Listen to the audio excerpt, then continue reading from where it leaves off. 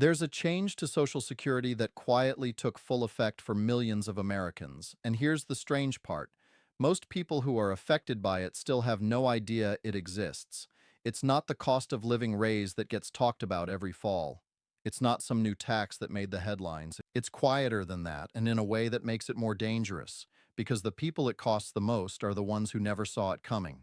And if you're somewhere between 60 and 70 right now, or you've got a birthday coming up that feels like it matters, then I need you to stay with me for the next few minutes because this one likely applies to you. I'm going to tell you exactly what the rule is, who it affects, what it can mean in real dollars, and the one thing you should check this week, but I'm going to build up to it the right way, so it actually makes sense, and you can do something about it instead of just feeling worried. Now, before we go any further, let me just say, if you find this helpful, do me a small favor and hit that subscribe button.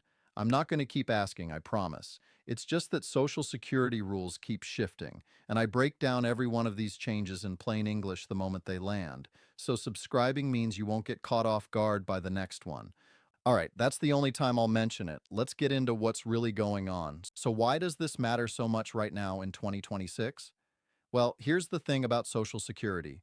Most of us spend our whole working lives paying into it, and we picture it as this simple, steady thing that just kicks in one day and takes care of us.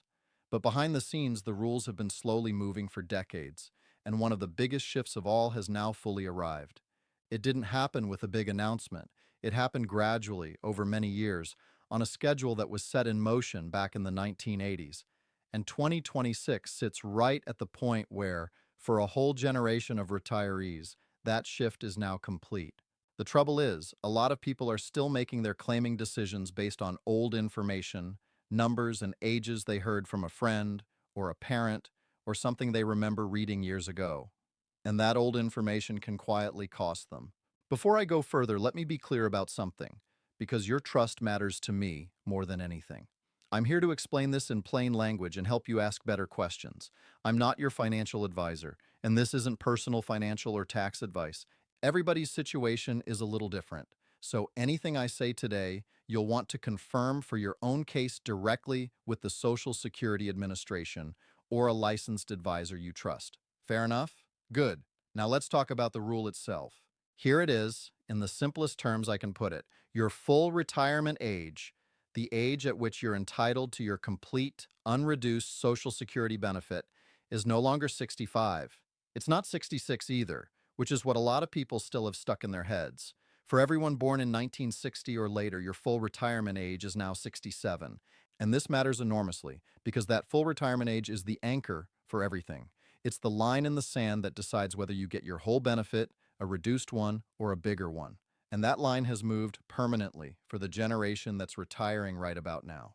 Let me explain why that's such a big deal, because on the surface it might not sound like much. What's a year or two, right? Well, here's the part that catches people. Social Security lets you start taking your benefits as early as 62. It always has. But the earlier you claim before your full retirement age, the more your monthly check gets reduced. And it's a permanent reduction, not a temporary one.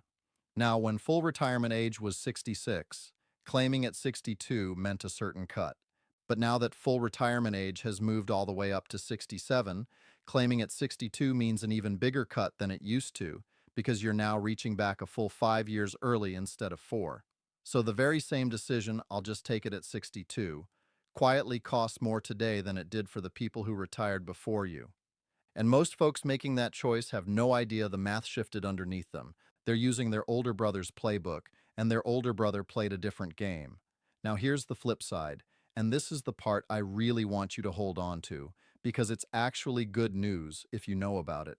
Just as claiming early costs you more now, waiting can reward you more.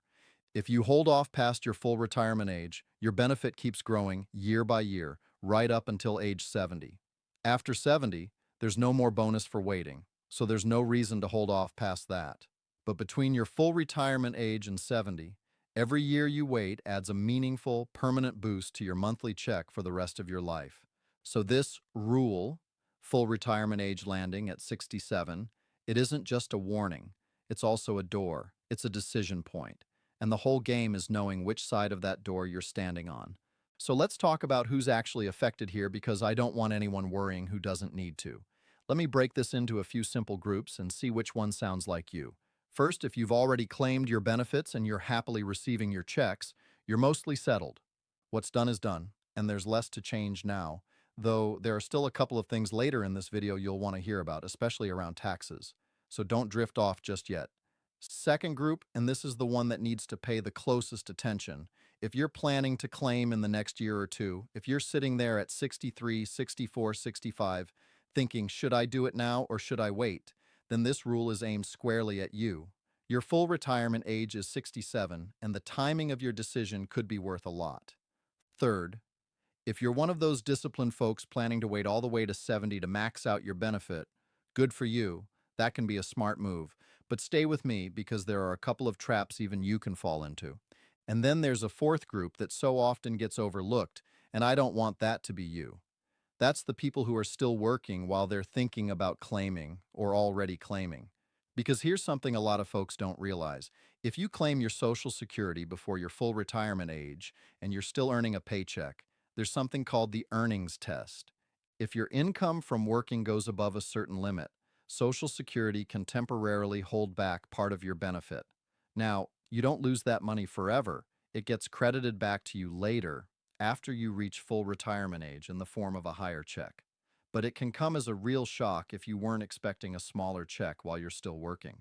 And once you hit that full retirement age of 67, that earnings test goes away entirely. You can earn as much as you want with no reduction at all. So this, again, comes right back to that magic number. 67 changes everything. Now, if this is starting to clear things up for you, this is a good moment to hit subscribe if you haven't yet, because I release these breakdowns whenever the rules shift, and there's more coming this year. Okay, back to it, because now I want to talk about what this actually means in real dollars, since that's what really matters at the end of the day. I'm not going to throw a bunch of made-up numbers at you because your situation is your own and the exact figures depend on your work history. But let me give you the shape of it, because the shape is what people miss. When you claim early, say at 62 instead of your full retirement age of 67, you're accepting a permanently smaller monthly check, not for a year, not for 5 years, for the entire rest of your life. And when you multiply even a modest monthly difference across a retirement that could easily last 20, 25, even 30 years, you're not talking about a small amount of money. You're talking about a difference that can add up to a very large sum over the course of your retirement. That's why this decision deserves more than a shrug. It's one of the biggest financial decisions most Americans ever make, and it often gets made in an afternoon, on a hunch, without anyone running the numbers. And here's what makes it trickier. There's no single right answer that fits everybody. That's the honest truth. Claiming early isn't automatically a mistake. If your health isn't great, or you genuinely need the income now to live with dignity, taking it early can be exactly the right call for you. And waiting isn't automatically the winner either. It only pays off if you live long enough to enjoy those bigger checks. So the point isn't always wait or always claim early. The point is that you should make this decision on purpose, with your eyes open, knowing the full retirement age is now 67, so not on autopilot, using a number that's already out of date. Let me make this real for you with a story because I think it'll help it click. Let's picture a couple. I'll call them Jim and Susan. They're both 64.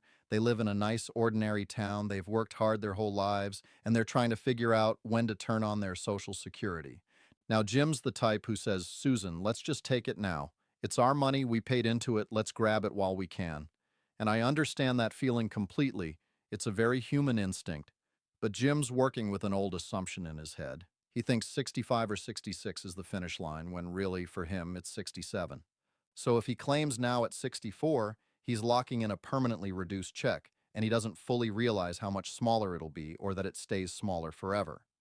Now, Susan, she's done a little more homework, and she says, Jim, what if one of us waits? What if we look at our health, our savings, how long our parents lived, and we actually make a plan? Maybe they decide Jim, who has the smaller work record, claims a bit earlier so they've got some income coming in, while Susan, who has the higher benefit and good health and longevity in her family, holds off and lets hers grow toward 70. That way, if Jim passes first, Susan is left with that larger survivor benefit to lean on for the rest of her life. That's not a trick. That's not a loophole. That's just understanding the rules. and using them the way they were designed to be used. The difference between Jim's plan and Susan's plan over the years could be enormous, and the only thing that separated them was information. Susan knew the full retirement age was 67 and she planned around it. Jim almost didn't. Which one are you right now? A Jim or a Susan? Be honest with yourself because there's still time to be a Susan. Now let me clear up a few misunderstandings I hear all the time because these trip up even sharp, careful people. The first one is about that cost of living raise you hear about every year, the COLA. Every year, Social Security adjusts benefits based on the cost of living to help your check keep up with rising prices. And when that raise gets announced, a lot of folks celebrate, thinking, great, more money in my pocket. And sometimes it is. But here's what people miss. That raise can get partly eaten up before it ever reaches you. Because the premium for Medicare Part B, which for most retirees comes straight out of your Social Security check automatically, can go up in the same year. So your gross benefit goes up, but your Medicare premium quietly rises too, and what actually lands in your bank account might be a smaller increase than the headline number suggested. It's not that anyone's cheating you, it's just that the raise and the premium are two separate moving parts, and you have to look at both to know what you'll really take home. So don't just look at the raise. Look at what actually hits your account. Here's the second misconception, and this one genuinely surprises people. A lot of folks believe that Social Security benefits aren't taxed. It's my money, I already paid taxes on it, so it's tax-free now. I wish that were true across the board, but it's not. Depending on your total income in retirement, your benefits, plus other income like withdrawals from retirement accounts or a pension, a portion of your Social Security can be subject to federal income tax. And here's the part that really gets people and ties right back to why this stuff matters so much. The income thresholds that decide whether your benefits get taxed were set many years ago, and they haven't kept pace with inflation the way a lot of other numbers do. So as the years go by and everything else creeps upward, more and more ordinary retirees find that some of their benefits are now taxable, even though they don't feel wealthy at all. It's a quiet squeeze, and most people never see it coming until tax time. So if you've got other income coming into retirement, this is absolutely worth a conversation with a tax professional. And the third misconception is maybe the most important one of all, because it's the one that makes people give up. It's this idea that there's nothing I can do. I just take what they give me when I turn a certain age, and that's that. And I understand why it feels that way, but it simply isn't true. You have real levers you control. You control when you claim early at full retirement age or delayed towards 70.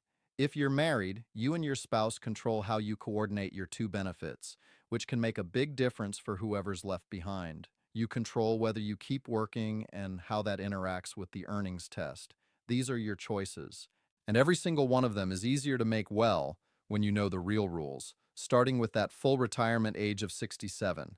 You are not just a passenger here. You've got your hands on the wheel if you're willing to use them. So let me tell you about the most common mistakes I see and then exactly what to do about them this week.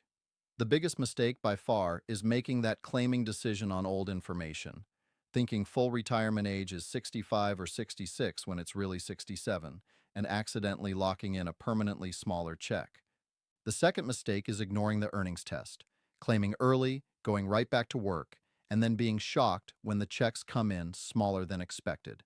And the third is never actually looking at your own numbers, just guessing or going off what a neighbor did, instead of pulling up your real personal information. And that last one is the easiest to fix, so here's your homework, and it costs you nothing. Go to the official Social Security website, that's ssa.gov, and please make sure it's the real government site ending in .gov, not some copycat. Create your free My Social Security account if you don't already have one. Once you're in, you can see your own personal benefit estimates at different claiming ages, 62, your full retirement age of 67 and 70 douds, laid out for you in black and white, based on your actual earnings record. You can also check that your earnings history is correct, because if your income was ever recorded wrong over the years, it could shortchange your benefit, and you'd want to catch that and fix it. Just doing that one thing this week puts you miles ahead of most people. And if you're facing a big decision, take those real numbers to a licensed advisor or call Social Security directly before you lock anything in. Now, I'd love to hear from you because I read the comments and I know a lot of you are wrestling with this exact decision right now. So tell me, are you planning to claim early, wait until your full retirement age, or hold out all the way to 70? Just drop it in the comments below, maybe with a word about why. Your reasoning might genuinely help someone else who's sitting on the fence, and honestly, I learn a lot from hearing where you all stand. So don't be shy, I'll be down there reading. And here's one more thing I'd ask of you from the heart. If you've got a husband or a wife, a brother or a sister, a good friend or a parent who's retired or getting close to it, think of that person right now. Please share this video with them. This full retirement age change is exactly the kind of thing that slips right past good, hardworking people, and a 2-minute heads up from you could genuinely change a decision worth a lot of money to them. That's the kind of favor people remember. It's how we look out for each other. So let me leave you with the one thing to carry out of here, if you forget everything else. Your full retirement age is 67 if you were born in 1960 or later, and that single number quietly shapes your whole Social Security decision, how much you get if you claim early, how much you gain if you wait, when the earnings test stops mattering, all of it. Most people are still planning around an age that no longer applies to them, and it's costing some of them dearly. But not you, because now you know. So go pull up your real numbers this week. Make your decision on purpose instead of on autopilot, and talk to a professional before you lock it in. And if you want me right there in your corner as more of these changes roll out this year, because trust me, there are more coming, go ahead and subscribe so you don't miss them. I've already got the next one ready for you. The Medicare change that's hitting this very same group of retirees and that most people won't hear about until it's too late. I'll see you in that one. Until then, take good care of yourself. You've earned it.